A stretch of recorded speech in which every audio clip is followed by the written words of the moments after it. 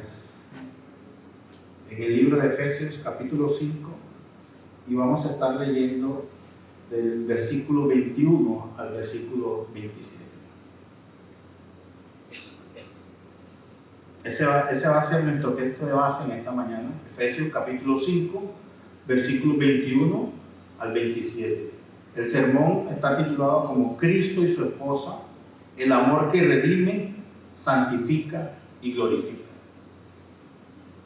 Y uno de los mayores errores al acercarnos a este texto es leer este pasaje únicamente como un manual de roles matrimoniales, desconectándolo del argumento del libro de Efesios, como lo viene explicando el apóstol Pablo. Recordemos que en los primeros capítulos Pablo nos hace una introducción doctrinal de toda la doctrina de cómo éramos en Cristo, cómo fuimos salvados, quiénes éramos nosotros antes de Cristo, quiénes somos ahora en Cristo, y nos eleva a una posición con Cristo. Pero ahora Pablo, por decirlo de alguna manera, viene bajando esa elevación a una vida práctica, y es la forma en cómo nosotros entendemos la doctrina y la aplicamos a nuestras vidas. Y cuando nos acercamos a este texto, uno de esos errores es creer que estos pasajes solamente hablan acerca de un manual de rol matrimonial, pero tenemos que tener en cuenta que esto hace parte del gran argumento del libro o de la carta de Efesios.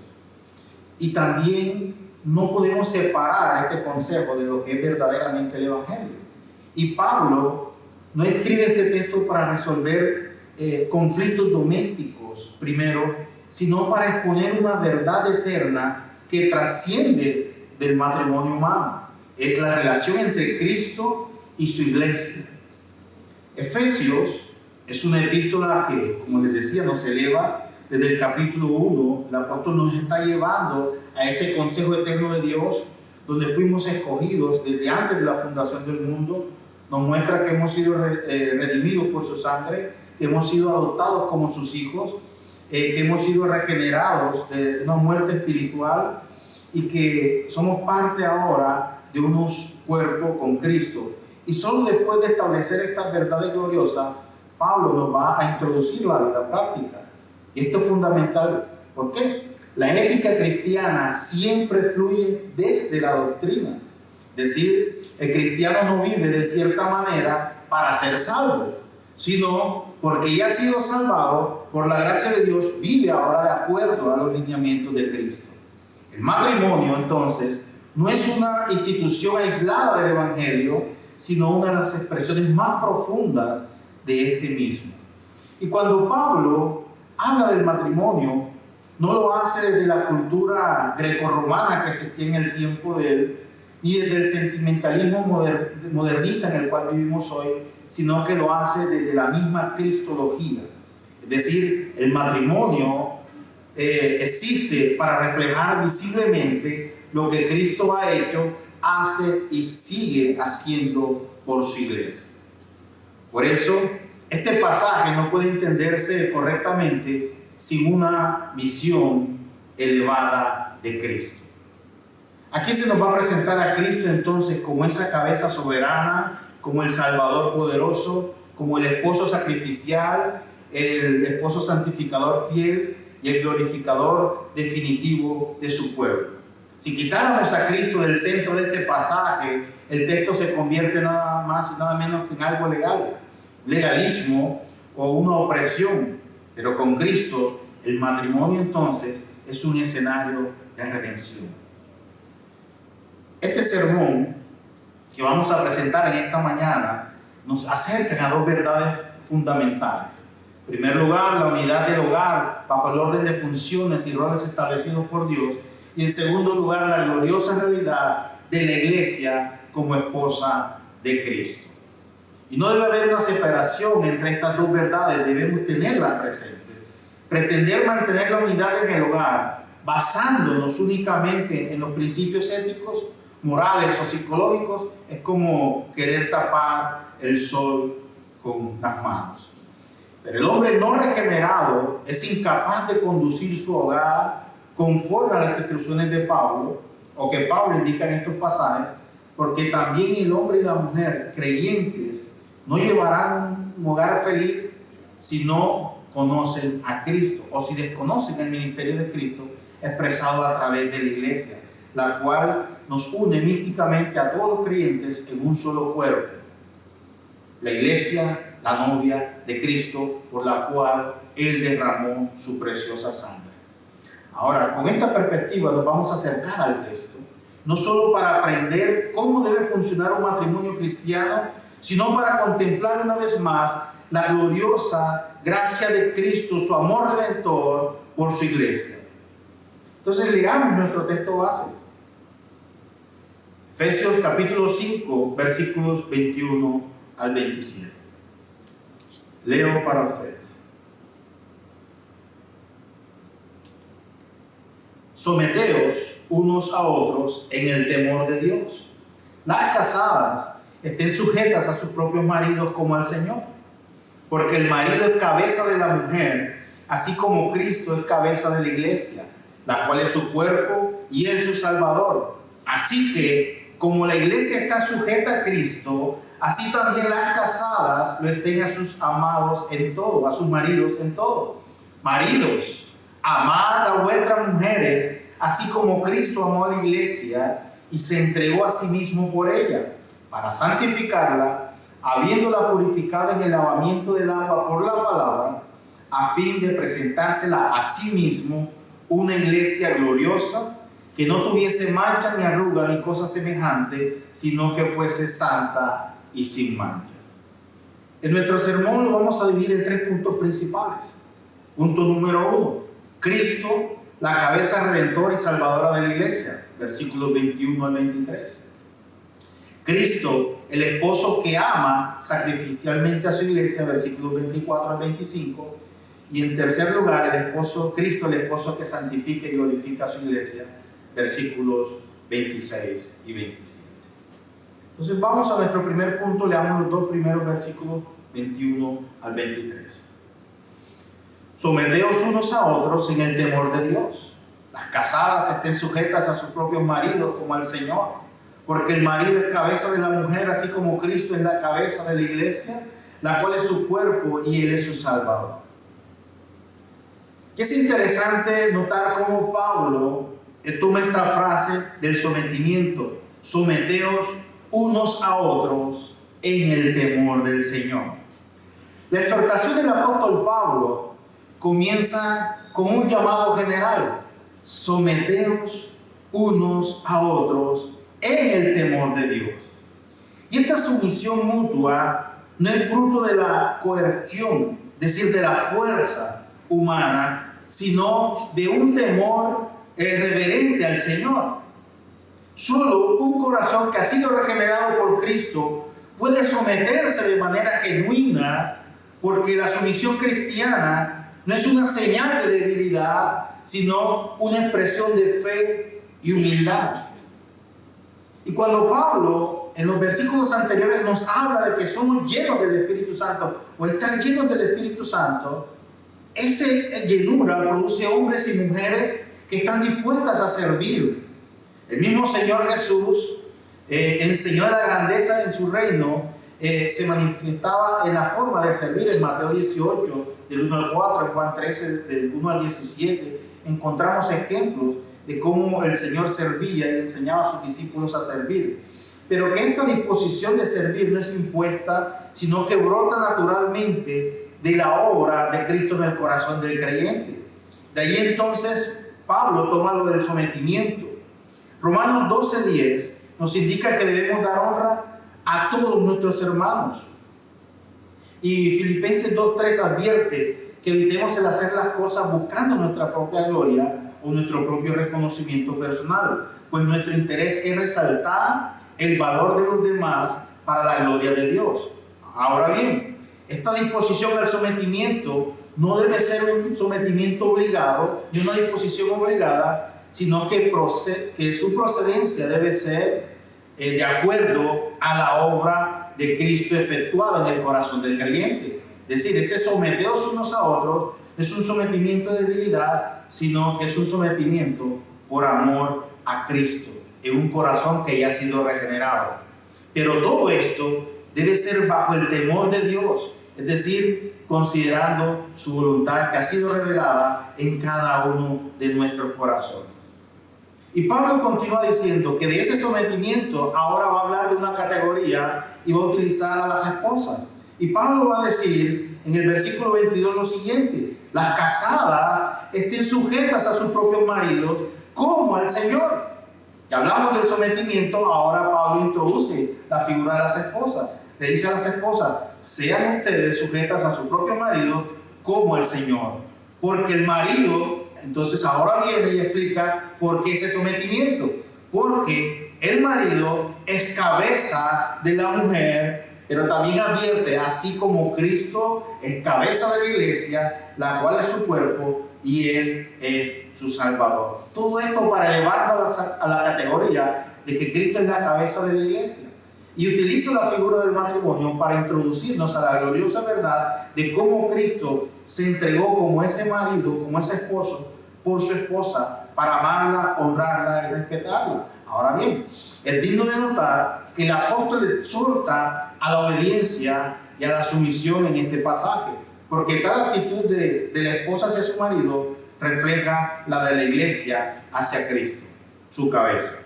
Es decir, el varón representa el principio de autoridad en el núcleo familiar de la misma forma en que Cristo ostenta la hegemonía sobre todos los suyos. Y dentro de este marco, nosotros podemos entender que Pablo se dirige de manera particular a las esposas, estableciendo que su sujeción al esposo refleja la relación de la iglesia con Cristo. Pero esta sujeción, amados, no es absoluta ni es una sujeción ciega. Jamás implica obedecer algo contrario a la voluntad de Dios. Por el contrario, se trata de una sumisión consciente y voluntaria dentro del orden que Dios ha establecido. El apóstol fundamenta ese llamado en una verdad gloriosa. El marido es cabeza de la mujer, así como Cristo es la cabeza de la iglesia, la cual es su cuerpo, y Él es su Salvador. Entonces aquí la cabeza no es representada como un tirano, sino como aquel que asume esa responsabilidad santa delante de Dios. Cristo es la cabeza porque Cristo es el Salvador, y el liderazgo bíblico del esposo encuentra su modelo precisamente en ese amor redentor y protector que el Señor mismo mostró por su iglesia. Y hay otra razón por la que ha de haber una obediencia, tanto en la sublime figura como en la realidad práctica. Cristo se convierte en el Salvador de la iglesia, que se entregó por ella y la cuida. Y en vista de esa amorosa entrega a favor de ella, la iglesia frente a Cristo y la esposa frente a su marido deben corresponder con gratitud y obediencia. Esta sujeción quiere decir en todo aquello que implica la responsabilidad de ella en la esfera familiar de la que es cabeza su esposo. Mujeres, no les estoy dando duro. En el próximo sermón les voy a dar duro a los hombres. Ahora bien, no quiere decir, por supuesto, que ha de obedecer en el caso de mandar a hacer alguna cosa contraria a la voluntad de Dios. Ni tampoco que la mujer no pueda desarrollar su personalidad y sus dones en todo lo que desea, con tal de que esto esté acorde a su rol de esposa. En todas estas consideraciones debiéramos recordar que el apóstol escribe para creyentes. Eso debemos tenerlo en cuenta. El apóstol está escribiendo a creyentes. Y que la exhortación es a las esposas en ese contexto, esposas que son creyentes. Esa exhortación es complementaria a todos los cónyuges. Ahora, cuando las dos responsabilidades se ejercen a la vez, paralelamente, el resultado es una gran bendición para ambos y para toda la familia y para toda la esfera de su influencia familiar. La exhortación no carecería de importancia en el momento en que se escribió por el libertinaje reinante que existía en la sociedad pagana del primer siglo, pero es necesario traerla a nuestros tiempos, cuando hoy en día toda la sociedad occidental se halla en el proceso de abandonar aquellos valores morales que fueron presentados durante muchos siglos por el cristianismo. El orden de estos roles y funciones establecidos por Dios desde la creación para el hombre y la mujer determina que uno de los dos tenía que ser la cabeza, la guía o el líder, tanto en el hogar como en la iglesia. Y sabemos por el resto de la enseñanza bíblica que el rol de cabeza fue asignado por Dios al varón.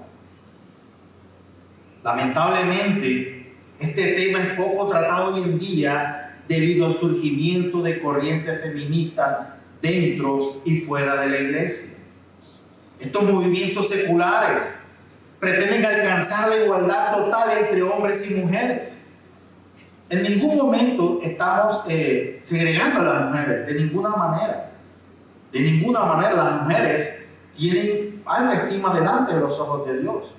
Lo que sucede es que estos movimientos han querido cambiar la verdad de Dios por la mentira del mundo y han querido llevar a la mujer a las posiciones donde Dios ha establecido que sea el hombre la cabeza. Ahora, que no haya discriminación en ningún sentido para la mujer, está bien. La idea de estos movimientos es que la mujer puede ocupar cargos y realizar funciones a la par con los hombres. Presidentas, futbolistas, soldados, sacerdotas o sacerdotes, jefes de hogar, inclusive hasta pastoras y ministros. Es lo que estos movimientos han querido hacer. Y reconocemos, debemos reconocer que a lo largo de la historia la mujer ha sido marginada injustamente en muchos ámbitos. Ahora, como creyentes debemos valorar la dignidad que Dios da a cada persona. Sin embargo, la visión bíblica del matrimonio no está basada en esa lucha de poderes o de igualdad, de ninguna manera, sino en el amor sacrificial y la sumisión mutua que reflejan el amor de Cristo por su iglesia. Desde que estos movimientos han cobrado fuerza y su influencia se ha dejado sentir por doquier, los divorcios, separaciones, abortos y otros pecados relacionados se han incrementado notoriamente. Muchos de los movimientos ideológicos contemporáneos, entre ellos de diversas corrientes del feminismo radical, han servido como plataforma para cuestionar no solo el orden creacional del matrimonio, sino también otras doctrinas fundamentales reveladas a través de la Escritura.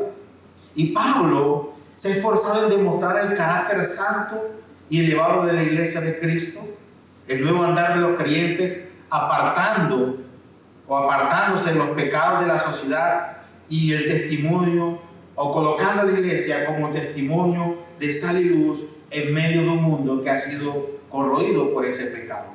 Lamentablemente, las iglesias cristianas de este siglo, ávidas de cualquier innovación que les permita ser aceptadas y reconocidas por el mundo postmoderno en el cual estamos viviendo, se están asociando con filosofías y tendencias cambiantes en esta época, cambiando también el orden natural de lo que Dios ha establecido en el matrimonio. Y debemos recordar que el orden divino de Dios en el matrimonio es entre un hombre y una mujer. Lastimosamente, y debo decirlo, o lamentablemente, muchas iglesias han permitido el matrimonio igualitario dentro de sus iglesias, hombres con hombres y mujeres con mujeres. Una aberración que rompe con el orden dado por Dios. Y poco a poco se han introducido estas herejías dentro del cristianismo, pero no han sido rechazadas por el grueso de la iglesia, debido a que la línea divisoria que separa la iglesia del mundo secular cada día se vuelve más y más pequeña. La sociedad actual rechaza cualquier idea relacionada con las funciones de liderazgo y subordinación en el hogar o en la iglesia. Y no nos queda la menor duda respecto a que las mujeres son tenidas en alta estima y dignidad tanto en el Antiguo como en el Nuevo Testamento, también dentro de la iglesia de Cristo. Pero esto no implica, amados hermanos, que la Biblia sustente o aliente la idea de nombrarlas pastoras, predicadoras o ministras o apóstolas, como muchas se hacen llamar, porque esto rompe, como les decía anteriormente, con el orden divino que el Señor ya ha establecido. Las Escrituras son muy claras en la designación de funciones tanto en el hogar como en la iglesia. Hay una diferencia de funciones y roles, los cuales fueron dados por Dios desde la creación y fueron reafirmadas por los apóstoles para la iglesia de Cristo.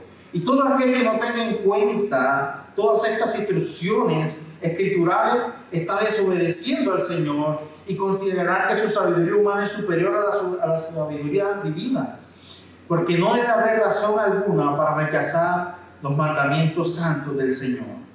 Las filosofías o las modas modernas de los hombres no pueden forzar o manipular la interpretación de las Escrituras para moldarla a estos movimientos cambiantes en cada generación. Por eso Pablo hace esa exhortación a las mujeres, estar sujetas a sus maridos en el temor de Cristo, pero luego agrega y dice, porque el marido es la cabeza de la mujer, así como Cristo es cabeza de la iglesia, la cual es su cuerpo, y Él es su Salvador. Y Pablo establece entonces la posición de cada uno de los cónyuges en el matrimonio, como por ejemplo de la posición de Cristo y la iglesia, reflejando tanto cuáles son las relaciones matrimoniales y cuál es el ejemplo visible de esa relación.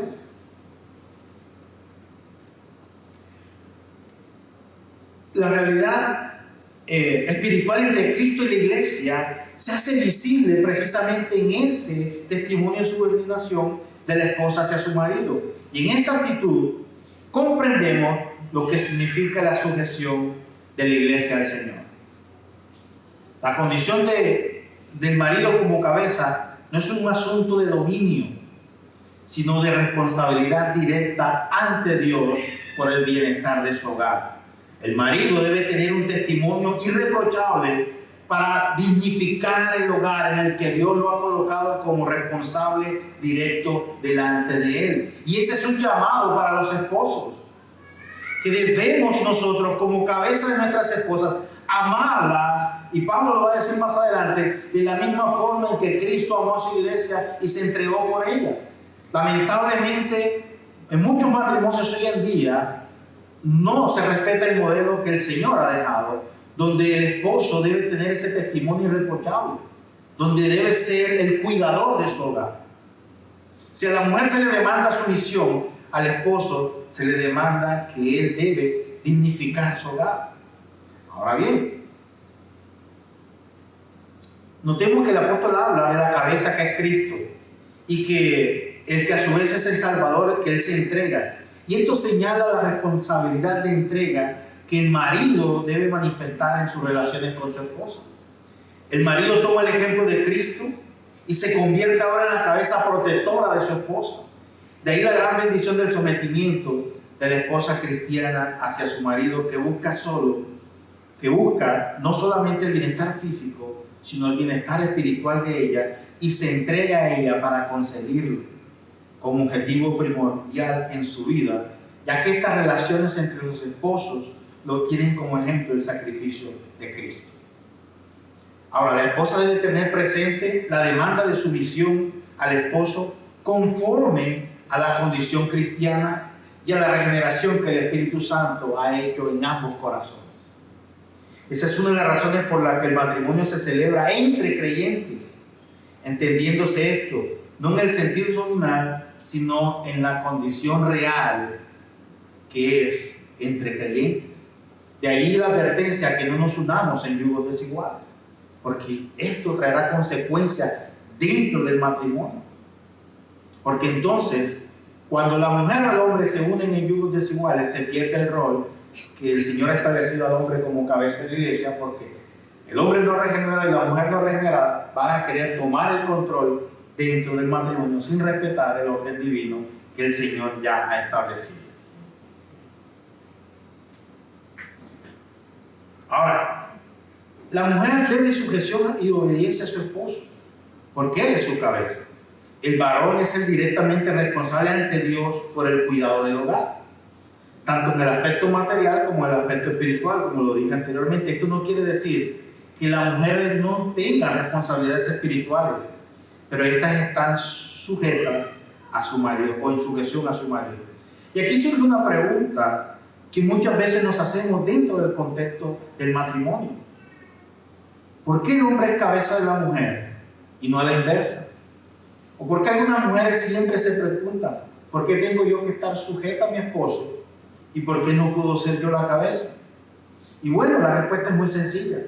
Por la sencilla razón de que esta es una relación de amor y el esposo tiene que ser la cabeza por una cuestión de orden creacional. Fue creado primero el hombre y luego de la costilla del hombre el Señor forma a la mujer. Y allí entonces el rol de cabeza del hombre, quien fue creado primero, para que el hombre pueda cumplir con todas las funciones que el Señor le había entregado. Y en esta sesión de Efesios, que vamos a ver más adelante, vamos a encontrar 4 áreas diferentes de sujeción. Una es la que estamos contemplando en esta mañana, las esposas sometidas a los esposos, luego los esposos sometidos a Cristo, los hijos sometidos a sus padres y los siervos sometidos a sus amos. Se trata de un sometimiento dulce, un sometimiento voluntario hacia alguien a quien amas y que a su vez te ama. Es una relación de ese tipo. Y si en esa relación no hay amor, la idea de sumisión no tendría ningún valor. Cuando la mujer reconoce estas diferencias en el orden de la creación, es que ahora sí se puede convertir de gran ayuda y de bendición para el hombre, cuando entiende cuál es su rol. Incluso ella puede ejercer una influencia muy poderosa y beneficiosa sobre el hombre en su misión para la felicidad de los dos, especialmente para la gloria de Dios. Hay asuntos que a veces se tratan dentro del matrimonio que el hombre a veces le cuesta resolver, pero afortunadamente el Señor le ha hecho una ayuda idónea que le ayuda a pensar y a resolver estos inconvenientes y pueden llegar a una solución unida bajo la dirección también de Dios. Ahora, volviendo a nuestro pasaje de Efesios 5:23, es importante aclarar la forma como la cabeza, es decir, el marido, debe guiar a su esposa. Y el ejemplo es como lo dice el Señor. Así como Cristo es la cabeza de la iglesia, la cual es su cuerpo, y Él es su Salvador. Y esa relación cabeza-cuerpo ofrece muchas verdades a considerar. Primero, la cabeza guía al resto del cuerpo. El hombre es guía de su esposa y es guía de su hogar. Pero no debe ser cualquier clase de guía. Esta no debe ser ni arbitraria, ni una guía llena de tiranía. El mejor ejemplo de cabeza lo ofrece Cristo mismo. Él dirige sabiamente a la iglesia y la conduce a una vida abundante. El esposo entonces ahora debe esforzarse por cuidar y proteger su hogar como si fuera lo más preciado para él. Un marido que descuide la protección y la felicidad de su casa tendrá que rendir cuentas ante el soberano Dios. Y este es un llamado para los esposos. No descuidemos el rol que Dios ha colocado en nuestras manos, el tesoro que ha colocado, ha depositado en nuestras manos. El matrimonio es algo serio, amados hermanos. Por lo tanto, nuestra compañera, nuestra ayuda idónea, la mujer que hemos escogido para ser nuestras esposas, debe ser guiada y protegida, así como Cristo cuida a su iglesia. Y este es un llamado para los maridos, pero también es un llamado para los jóvenes que están a punto de casarse, los que están en edad adolescente, para que vean cuál es el modelo que Dios ha establecido dentro del matrimonio. El esposo no solamente va a guiar y va a dirigir a su esposa y a sus hijos, sino que debe ser como su Salvador. Y cuando me refiero a su Salvador, es al no escatimar esfuerzos para traer a su hogar a Cristo. Aclarando que esa función es protectora y mediadora, no redentora en el sentido divino. Cuando refiero a Salvador es eso, darse por su hogar. No en la redención, porque la redención únicamente pertenece al Señor. El esposo no debe escatimar esfuerzo alguno en traer a todos los miembros de su hogar hacia Cristo. Él debe esforzarse por estudiar y conocer más y más del Señor, conocer su revelación para instruir a su esposa y a sus hijos en la fe del Señor. Porque la salvación no solo es la profesión de fe en Cristo, sino conocerle y obedecerle en todas las cosas. De esa forma seremos salvos de todos los ataques de Satanás, del mundo y de la carne. Y aquí podemos hacernos otra pregunta retórica. Vivo bajo el señorío de Cristo, con obediencia y reverencia. Realmente nos estamos sometiendo los unos a los otros. Y dentro del contexto del matrimonio, realmente, mujeres, nos estamos sometiendo a nuestros esposos, y a los hombres, realmente estamos amando y cuidando a nuestras esposas como Cristo lo demanda. Son preguntas para reflexionar que cada uno debe responder. Y esto nos lleva a nuestro segundo punto, y es Cristo, el esposo que ama sacrificialmente a su iglesia. Versículos 24 y 25. Y Pablo comienza y dice: así que, como la iglesia está sujeta a Cristo, así también las casadas lo estén a sus maridos en todo. Y nuevamente Pablo resalta el tema de la sujeción, pero hace una advertencia aún mayor: maridos, amad a vuestras mujeres, así como Cristo amó a la iglesia y se entregó a sí mismo por ella. Si bien es cierto el llamado es hacia las esposas al sometimiento, también hay una advertencia hacia los maridos, hombres descuidados que no aman a sus esposos, y lo vamos a ver más adelante.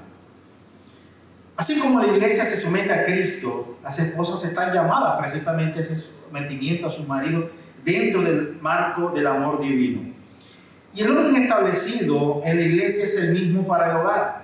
La iglesia tiene una cabeza a la cual está sujeta en todas las cosas, es decir, a Cristo. Él la compró, la lavó para hacerla su esposa. Y ella seguía por todas las instrucciones de su amado Salvador. Y esta misma verdad debe ser reflejada dentro de la vida del hogar. Las mujeres, al casarse, se hacen una sola carne con su esposo. Y siendo el varón el escogido por Dios para llevar la batuta, ella debe obedecerle y someterse en todas las cosas. La mujer creyente que no se sujeta a su marido está desobedeciendo al Señor. Y aquí viene otro interrogante con respecto a esto, y es: ¿qué pasa con una mujer creyente que tiene un marido incrédulo y éste le pide que haga algo contrario a la voluntad de Dios? ¿Debería someterse en todo?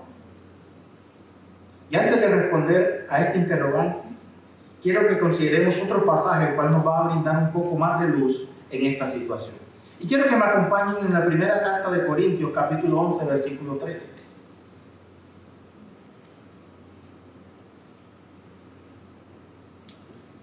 ¿Ya lo tienen? Leo para ustedes.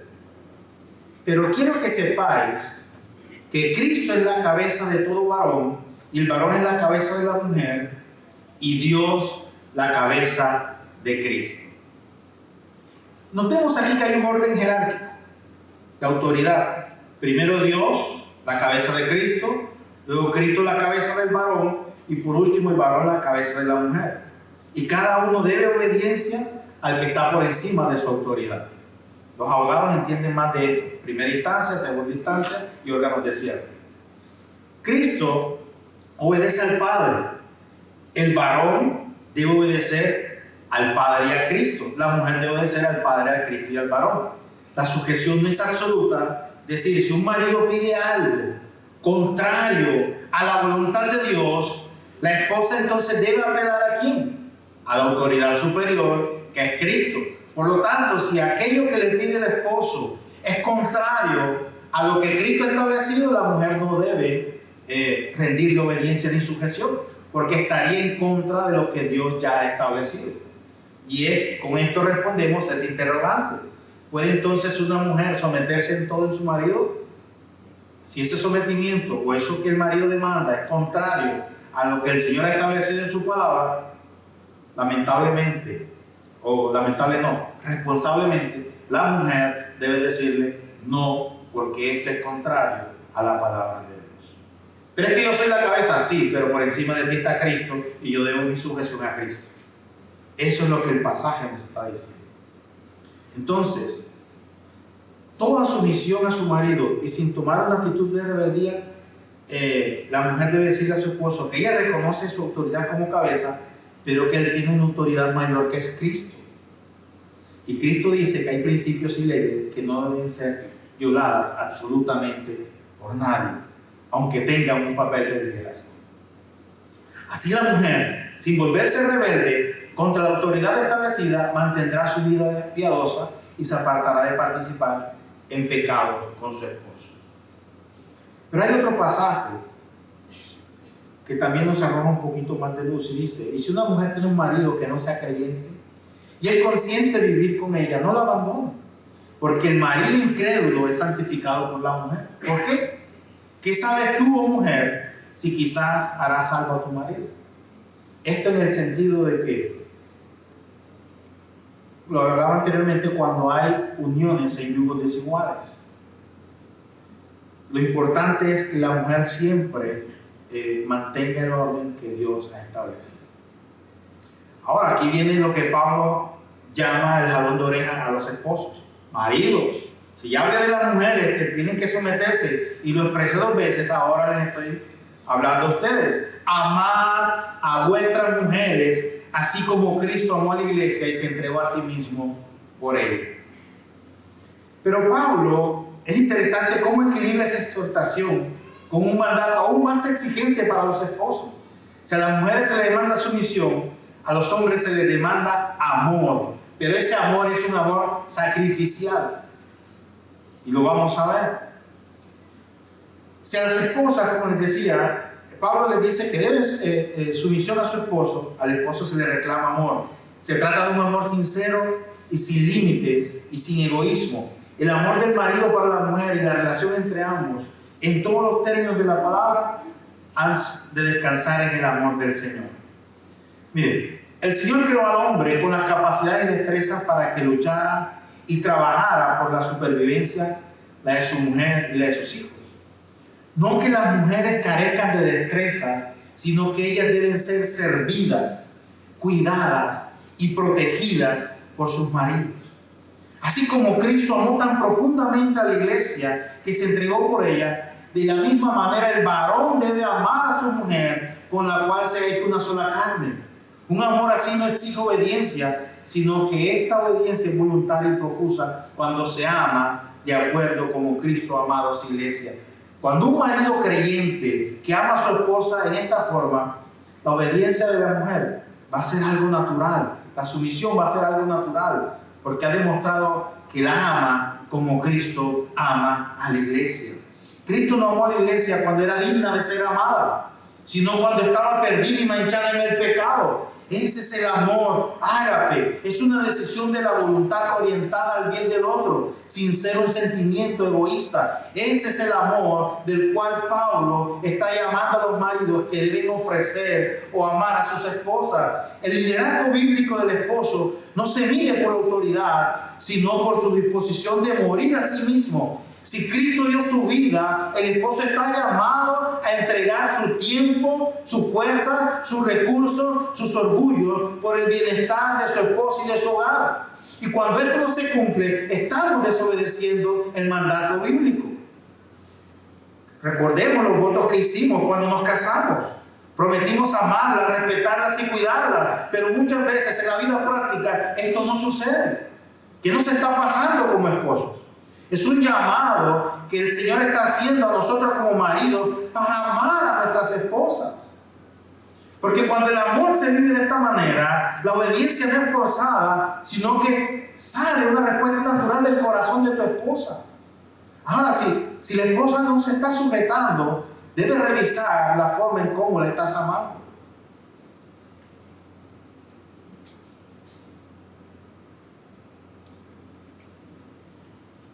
Aquí podemos hacernos una pregunta para todos nosotros. ¿Refleja mi amor el sacrificio de Cristo o refleja el interés propio y personal? ¿Realmente estamos amando para los hombres? ¿Realmente estamos amando a nuestras esposas como Cristo lo demanda? Por eso es que hay muchas crisis matrimoniales. Y a veces las crisis matrimoniales no vienen sino es por la falta de amor, pero el amor como el Señor lo ha establecido. Esto nos lleva a nuestro tercer y último punto. Cristo, el esposo que santifica y glorifica a su iglesia, versículos 26 y 27. Y Pablo continúa. Él le dice a los esposos que amen a sus esposas, así como Cristo se entregó a su iglesia para santificarla, haciéndola purificada, para santificarla, habiéndola purificado en el lavamiento del agua por la palabra, a fin de presentársela a sí mismo una iglesia gloriosa, que no tuviese mancha ni arruga ni cosa semejante, sino que fuese santa y sin mancha. Regálenme 5 minutos, ya voy a terminar. El apóstol Pablo aprovecha estas verdades que han sido, precedido de la inspiración del Espíritu, para hacer notar la doctrina de la iglesia. Efesios, como le decía anteriormente, es por excelencia una carta eclesiológica, es decir, está inmersa dentro de la iglesia. En ella el apóstol ha presentado el glorioso llamamiento de esta institución y su alta vocación. Muchos creyentes aún no han comprendido la enorme importancia que esta institución tiene en la tierra, la iglesia, y no consideran de gran importancia el estar dentro de su cobertura. Estoy hablando de la Iglesia Universal. Si bien es cierto que la obra redentora de nuestro Señor incluyó a cada uno de los hombres y mujeres que el Padre se dispuso a salvar, también es verdad que la muerte de Cristo fue una obra para salvar, a favor de su pueblo, para salvarnos. Y la iglesia es el gran propósito salvífico del Señor. La iglesia es el cuerpo por el cual Cristo descendió a la tierra y ella es el objeto de su amor. Cristo se entregó por ella, por la iglesia, para santificarla, es decir, para separarla del mundo y apartarla para la gloria de Dios. Somos un cuerpo apartado de esta corrupción del mundo y ahora nos gozamos en la gloria de Dios. Y el propósito del amor de Cristo es precisamente eso, la santificación de la iglesia. Él nos purifica mediante el lavamiento del agua por la palabra. Y esta imagen nos recuerda, la palabra de Dios es el medio por el cual usted y yo, que somos parte de la iglesia, hemos sido limpiados, confrontados y somos transformados continuamente. Una manera de explicar este lavamiento de nuestros pecados es precisamente utilizar la figura del agua. El agua es el instrumento utilizado por excelencia para la limpieza de cualquier suciedad de nuestros cuerpos. Ahora, si estamos sucios, ¿qué hacemos? Nos bañamos con agua y problema solucionado. Jesús mismo entonces utiliza la figura del agua cuando dijo a Simón Pedro: si no te lavare, no tendrás parte conmigo. El que está lavado no necesita sino lavarse los pies, pues está todo limpio y vosotros limpios estáis. La iglesia, amados hermanos, ha sido lavada de sus pecados y ahora como iglesia gozamos de la purificación efectuada por Cristo a través de su palabra. La palabra de Dios es como esa agua que nos limpia de nuestras maldades, nos conduce a reconocer nuestra pecaminosidad delante de Dios, y el Espíritu Santo nos lleva a buscar la gracia de Cristo. Así que la palabra de Dios sigue limpiándonos toda vez que la escuchamos con atención y nos apartamos de lo que ella prohíbe. Jesús dijo que sus palabras son el agua que nos limpia. Juan 15:3 dijo lo siguiente: ya vosotros estáis limpios por la palabra que os he hablado. Pero este lavamiento tiene un propósito, y es lo que Pablo describe en el versículo 27, a fin de presentársela a sí mismo, una gloriosa iglesia que no tuviese mancha ni arruga ni cosas semejantes, sino que fuese santa y sin mancha. Jesús mismo en persona trabaja de día y de noche para llevarnos a esa pureza total a su pueblo. Entregó su vida y está sentado a la diestra de Dios, intercediendo por cada uno de nosotros. Y esa labor la realiza a través del Espíritu Santo, que constantemente aplica su palabra en nuestros corazones con el fin de que nos apartemos de todo pecado y seamos santificados por la palabra. Y Cristo no solo nos justificó con su sangre, sino que continúa obrando en nosotros por medio de su Espíritu Santo, aplicando la palabra en nuestros corazones para conformarnos a su imagen. Y todo este proceso apunta a un fin glorioso y escatológico: presentársela a sí mismo una iglesia gloriosa, santa y sin mancha. La iglesia de hoy Es la novia comprometida de Cristo, pero un día será presentada como la esposa glorificada. Mientras ese día llega, amados, Cristo sigue santificando a su pueblo, preparándolo para la consumación final, cuando la boda del Cordero se celebre en la gloria eterna de Cristo. Y en ese día, amados hermanos, seremos unidos completamente a nuestro Redentor, viviendo en la gloriosa presencia de nuestro Padre Celestial. Como conclusiones finales, cuando contemplamos estos pasajes, queda claro en primer lugar que el matrimonio cristiano no puede entenderse a la ligera ni definirse según los criterios cambiantes de la cultura. El Señor lo diseñó como un reflejo visible de una realidad infinitamente más gloriosa, la relación eterna entre Cristo y su iglesia. Aquí no se nos presenta simplemente un modelo ético a seguir para el hogar, sino una revelación del amor redentor de Cristo. Él es la cabeza que gobierna con sabiduría, el esposo que ama hasta la muerte y el Salvador que santifica a su esposa con la palabra para presentársela gloriosa en el día del fin. Todo lo que Cristo hace por su iglesia está motivado por gracia, sacrificio y fidelidad eterna. Él sigue obrando hoy, purificándonos por medio de su palabra, conformándonos a su imagen y preparándonos para el día glorioso en que nos presentará sin mancha y sin arruga delante del Padre. Y mientras ese día llega, vivamos como una iglesia que espera a su esposo. Que nuestros hogares, nuestras relaciones y nuestra vida congregacional proclamen al mundo que Cristo reina, que Cristo ama y que Cristo volverá por su esposa. Amén y amén. Vamos a orar.